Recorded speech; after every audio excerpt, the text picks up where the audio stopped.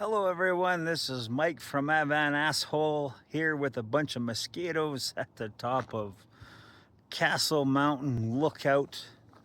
Got the top of Castle Mountain, my most favorite mountain, I think, in the background. I was hoping to get up top there, but yeah, it ain't happening today, unfortunately, but the views are still pretty good from where I'm at. Anyway, today's episode is going to be about bedroom walls. My first foray into cabinetry and a hidden projector screen. So there isn't much to go on there. So there's really just the walls and the cabinets for the bedroom. I do have a bedroom window. That'll be covered on its own series as well. So let's get started with explaining how I did the walls. Next, I made up this fancy little rectangular piece here. This is gonna sit on top of my garage, and it's gonna be sitting. It ends right about here somewhere, so I had to run a support piece underneath, but otherwise it would be just resting on these guys here. It literally just sits on there, and it'll sit flush with the bottom of this. I'll get that in place, and then you'll see how it's held into place next. So there it kind of sits. When it's up flush, it'll sit nice and tight underneath there, like that. And then it free floats in there. What I've done is, this is my whole vertical piece of veneer walling that's just going to go right up in here, as you'll see in a second, notched out here for the wiring. And then I've got this long board here, which it's kind of hard to tell, but there's a hole here and a hole right there. Once again, factory bolts. I'll put this piece of veneer on top of this, against this, which will hold this back, and then it'll be fastened down with this board. Now, I've yet to build it, but once I'm ready, I'll be attaching some 1x2 or 2x2 sticking out that way, and that'll form the bottom of my upper cabinets. I have it loosely secured into place. I'm still going to be taking that out to build my upper cabinets. I'm going to have veneer going across the roof of the cabinets. It'll come down on the bottom side of these 2x2s here that I've cut at a rough angle, the same as this. It'll just sit flat on the roof, come right down to here, and I'll just screw it or glue it or nail it or something up into there. And the bottom of the upper cabinets will be flush with the bottom of this pretty much. So, and then I'll be putting some nice corner trim and whatnot to tidy up all these edges here that look a little sloppy right now. I'll nail this down the whole length and whatnot as well. But this is essentially my bedroom wall right here.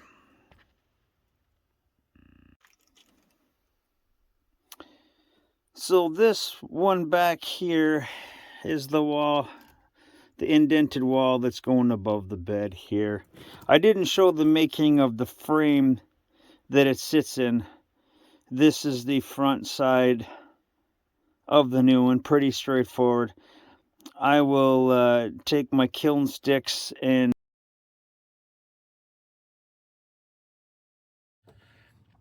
I need to give you a little context here. On Vancouver Island, I work for a company that services many of the lumber mills in the area. And one day I was at one of them, and I noticed in their junk pile they had a bunch of these kiln sticks. And I thought they might look neat for cabinetry in the van or something. I really wasn't sure yet at the time. I just thought they looked kind of cool. They get a kind of patina look to them, I guess you can kind of see behind me. Right there, up there. It's rough cut lumber, fir and spruce, I believe, mainly. But going in and out of the kiln, dry kilns a lot of times, and water and steam and everything else there, it kind of gives them a nice patina look. So I thought it looked cool in the van, and it does. But I didn't know at the time how I would use them, if it would work. I didn't even know if I could get access to them. So it took some special permissions to be put in place for me to be able to grab a couple armfuls of them. And so you can't just show up at the mill and they'll give them to you. I was a bit lucky being that I sort of worked there. So keep that in mind. Don't just go down to the mill and ask if you can have it. If you know somebody that works there, maybe they can help you out. But other than that, it's not a free-for-all. So I took a whole bunch of them back to my van, and I just started playing. I didn't know how I was going to use them or what I was going to use them for. It was just learn as I go. So before I get into how I built the upper cabinets, let me just show you a bit more about the kiln sticks, just so that you can satisfy any curiosities that you may have. The videos that I've put in there weren't meant to be stitched together. It's just kind of the way it... This is a dry kiln right now. It's a brand new one, actually, and this lumber's just coming out, and there's gaps in between each row. And that's what the kiln sticks are used for. They create that air gap. You can kind of see them if I zoom in there. You'll see them every few feet. So they create air gaps in there so they can suck all the moisture out of the lumber and give you your dry kiln final product. Well, this is the store that I get my kiln sticks from right here. Let me zoom in a bit. This is all, it's called hog fuel. It's just chunks of bark and sawdust and chewed up branches and rejected kiln sticks there. So that's the pile that I dig through when I look for the wood for my van. I finished work today. I stopped by the hog pile there and grabbed a bunch more kiln sticks. Hopefully this will be enough to finish off the van. And I don't know, we'll find out. A lot of them I'm only going to be able to use a small portion of them, which is fine. So it's time to throw them in the van, go to Makerspace, and sort them out and see if I got everything that I need. The next step here is I flipped the frame over, laid it on the floor, and I laid out all of these kiln sticks the way I wanted them. I flush on this end, overhanging a couple inches on this end. That's going to be right where the bedroom divider that separates the bedroom from the sitting area for the kitchen is. There's going to be a little chaseway going all the way up top there for wires to run through, and just to act as a divider, and it just offers a little protection for the insulation for whatever I run down through there. I built out the recessed part of the wall that's going to go right there, just the frame. I will build it like this. This is the back side of the one going here. It'll be flipped around and it'll sit inside the indent and give me that little extra wiggle room for my toes. I built the outside frame as well to go inside the recess. And I marked where center of it is. Then I put it into place. This corner is really ugly because there's a couple different angles that you got to try and get this over that way as far as possible to give me as much extra headroom, especially if I'm having a friend over for the night. Older me talking. Hi, younger me. Yeah, you don't have to worry about any of that problem. I was watching the video. One thing I've learned about myself is that in the moment when I'm making the video, everything makes sense because it's fresh in my head, and it's like you're right there watching the entire process. But watching the video later on, like I am, most of what I was saying in this video didn't make any sense, or a lot of the videos that I took, unfortunately. So you'll have to bear with me as I kind of explain this and patch together what I can of the video that I did take. An intelligent person would have put in the windows and the fan before they did any construction at all. I wasn't one of those intelligent people. I obviously did get the windows in after this video that you're watching right now, so nothing makes sense in the order that I'm presenting with you. But once I got the window in place, I finished up putting in this middle wall. I had the driver or the passenger side done a long time before, but the driver side had to wait until the springtime when it was warm enough to do it. So I just basically, once I got the window into place, I cut out, I just put the frame for the middle wall piece in place, got it exactly where I wanted it, and I just made measurements, cut it all out, put it into place, took it out, adjusted, put it into place, and did that about 150,000 times before I finally got it right. And then it was finally in place. So let's just carry on. So for the window going in above my bed, I needed to frame it out to match up with the recessed wall that I'm putting in. So I measured the dimensions of the window, which is the inner line. I just did straight lines down and then straight lines across, and the template that Peninsula was happy to send me, or they had it on their website. I just did the corners up, and I gave myself about 1.5 inches of overlay so that my kiln sticks can be just screwed right up against it to have lots of room. Well, I think the window is made. I've got some plywood backing into place because these pieces have nothing to secure them once installed. So I just gave it a couple inches on either side. We'll see, give it a dry fit, see how it goes. Attempt number 2 at creating my window wall above my bed is finally done. It's stupid heavy, way overkill, massive failure in that department. But I got it done. The extra plywood here is because now this is the back end of the van, and I only needed 2 layers of plywood, but the van gets fatter as it gets towards the middle, and I actually needed 4 layers of drywall, 1/2-inch plywood, to fill in a windowsill area, which you're going to see after I install it.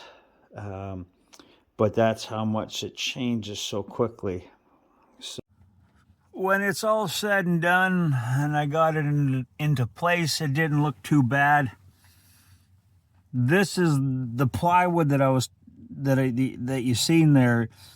This sticks out that far because the van tapers in, or at least that's the impression I got. The way when I put this whole piece in there, and the way it sat against the window, it came out considerably farther. So I had to, this is all the plywood right in here. And in order to make it clean and pretty when it was all finished, I just used the oak plywood like I did here. Then I used a router to go all the way around. And that's kind of the finished look. This piece here was to cover all the breakout that happened from using the rasp on the kiln sticks there. It just had little bits and pieces that blew out. So that covers up all the mistakes, makes it kind of pretty. And then there was still a bit of a gap in between the window and the wall here. So I just used that same, I gotta zoom in, the same material that I put around the edge of the plywood there. That's the same stuff that you would wrap around a window in the glass industry, or the automotive glass industry. I just cut it in half, so it just goes down and in, and then the screws that are holding the window in place, I just drilled holes through it and screwed it in, so that kind of covers it up. And I had a bit of room to play to make sure that I got everything tight around the corners. So that's how I finished the window. Put some trim on it, and Bob's your uncle. Let's get into the cabinets next. All right, next we're gonna discuss cabinetry.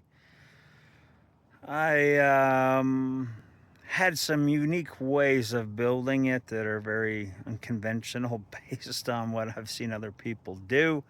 I've got a unique way of installing them that I think makes them quite sturdy and strong, using ready rod as a way to hold it up. I'm suspending it from the joists in the ceiling of the van using my Nanaimo Nuts. So you're gonna see how it all works out here. So this is the process I use for pretty much all of the cabinets. Learning as I go, no idea what I'm doing. And well, here it is. First attempt at making a upper cabinet in my bedroom. I got the distance off of the wall roughly what I wanted. This is going to be screwed up against the wall. It's going to hold the veneer on the wall, or the plywood, whatever you want to call it. I then stuck it up against the wall to see where the ribs are, or the ceiling joists on the van, whatever you want to call them. I used this to get the distance, and then I transcribed that over to here. And I've got to go buy some flathead washers to go in here. Right now I just got a lock washer and a nut on some ready rod. That's going to go all the way up to the ceiling here. And then what I did is I took this scrap piece of plywood. I stuck it up in the ceiling joist of the van there, the rib, whatever you want to call it, and I figured I can get this much of a length inside an already existing hole in there, and then I'll push it down to another factory-made hole with the T-nut facing up, and I'll shove this ready rod straight up that hole, and in theory that should hold it vertically and then into the side of the van wall horizontally. I didn't go with that. I didn't do it at all. I decided to upgrade to chunks of cedar. My ceiling is cedar. I just used some scraps because it's more rot resistant, really. And sitting inside those little beams in the van roof, it can get a lot of condensation. So that was plan B. I started making those based on what you've seen for the design so far. And then I got the idea of going to a thrift store and buying some old junky plastic cutting boards, thicker the better. and then I just cut those into rectangles so that, and then drilled the hole and smashed the T-nut inside of it. And those are the best because it's plastic. I don't have to worry about rot or anything like that. And I made them long enough, or wide enough, I guess you could say, to just fit in there so that when they're in place, and they won't twist around in circles inside there, the corners on the left and right side will be just tight enough to prevent it from spinning around. You don't want that, because if it's doing that, you're not threading, right? So make your Nanaimo nuts as wide as the inside of your beam, or put them up inside there, make a size, put it up, see if you can spin it around. So that's my recommendation, and have fun trying to push them down to where you want. So Nanaimo nuts, that's what I did. Let's get back to work here. Well, the first dry fitting of it looks good. It seems to sit fairly nice. It's going to be hard to figure out level on here because there's just nothing level anywhere. My cuts along here or the top of my garage wall are not level, so I really don't know what I'm going to do. I can't put a square on here against the wall and on top of the bottom of the shelf, because this wall goes in as you get closer to the top. But you get an idea there. It's probably I don't know, I want to say almost 2 inches closer in here than it is in the bottom. It's a good fit though. You can kind of see my piece of plywood up in there with duct tape. I've just got to go to the store and get myself a flat washer to put in there with that, which is no big deal. And the only concern I have is the ready rod falling out completely. So to combat that, I just got to find a way to prevent it from coming undone. I mean, theoretically, with the nuts tightened, it should stay fine. I left enough room to get a socket in there, but I may have to fill this full of glue or something like that to keep it from coming out. So I use these bolt holes that are factory for holding up my walls and the cabinets. And all I did was, before you put all this stuff on, take some pictures of your walls. That way you can reference back to it when you have this up and you can't see your walls anymore. All I did was take some measurements off that wall and then down from the ceiling. And so I knew exactly where my bolt holes would be. And then I just wrote on there the numbers. And I used a little prod to poke a hole in there, and boom, I found the hole every time, no problem. There they are, all done. Sneak peek, spoiler alert. This video is getting a little bit longer than I was hoping for, so I'm not going to get into great detail about how I actually made the cabinets. I'm just going to show you a few pictures, and when I get into how I made these ones for the kitchen area, I'll get into a bit more detail. That might even be a 2-part video, but so far my track record of guessing how videos are going to turn out isn't that great. Anyway, I'll just show you some pictures with a little commentary here to finish this out, because none of the video, actually the honest truth is, I don't like any of the video that I made for how to make these cabinets, so that was a lie. Here's some pictures. I was figuring it out as I went, and I just made the face, which you can see right here. And I was so excited when I made the doors to put it in there and see how it all looks like it'll be when it's all finished. And then I made the sides, and I just cut them at 45-degree angles, glued them together, and held them in place with some L brackets. I had video showing that, but it's some of it's missing, and what's left isn't great. So You'll just have to trust me. It's 45s, L brackets, and glue. That's all that's holding them together. And then I didn't take into consideration the fact that the ceiling kind of arches upwards to from the outer edge.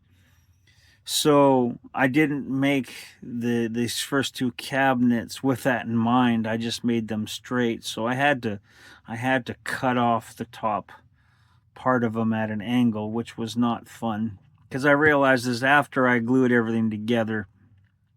Anyway, it all worked out, and here's what it looks like in place. So that's how I got the first two cabinets done. I just wanted to show you how I installed these guys. What I did is I drilled from inside the cabinet. I just drilled, I put this up here like so. I eyeballed roughly where this part of the side is. I drilled it through, hit the wires, of course, so I had to replace a fuse. And then I measured the distance from the center of here to the center of here. Put that one in there. Then I just got the heads to stick out there so that I could poke. And I know where both holes are on both sides, so I can drill a pilot hole just so that I don't split this wood. And then I should be able to put it up into place, screw it down from up above, and it'll sit there. So that's how I did it.